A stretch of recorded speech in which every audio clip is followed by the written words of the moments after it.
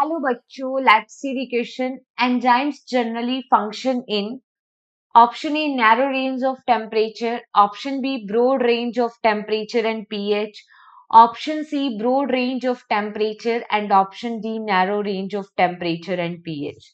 So firstly see about the key concept of this question, and here we are going to discuss about the factor which is going to affect the enzyme activity.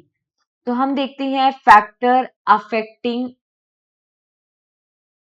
Enzyme activity. तो हम देखते हैं जैसे कि temperature. Enzyme जो होते हैं ये नैरो रेंज में काम करते हैं टेम्परेचर एंड पीएच के. एंजाइम एंजाइम जो है enzyme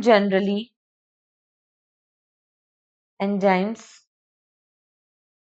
generally function in A narrow range of temperature and pH.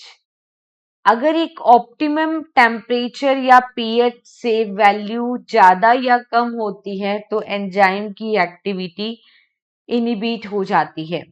For example जैसे हम यहाँ पे देखें,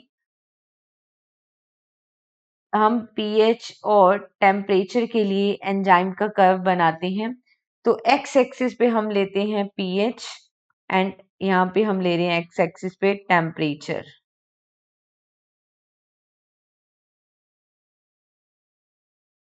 वाई एक्सिस पे हम लेते हैं एंजाइम की activity.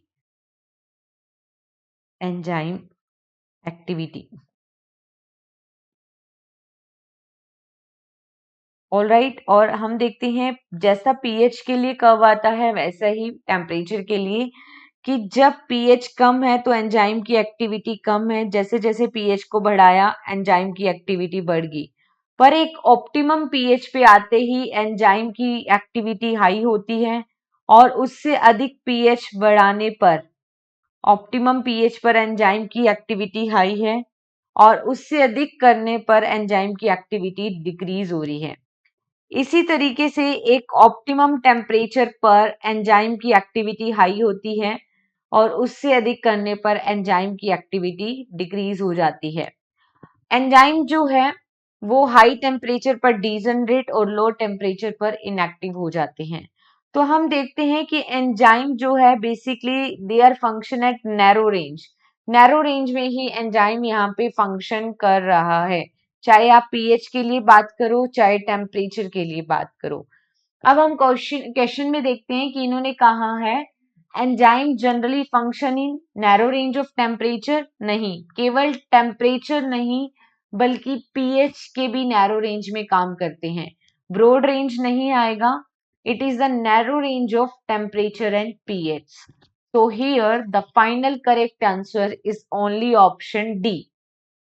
Hope you understood it well. Best of luck.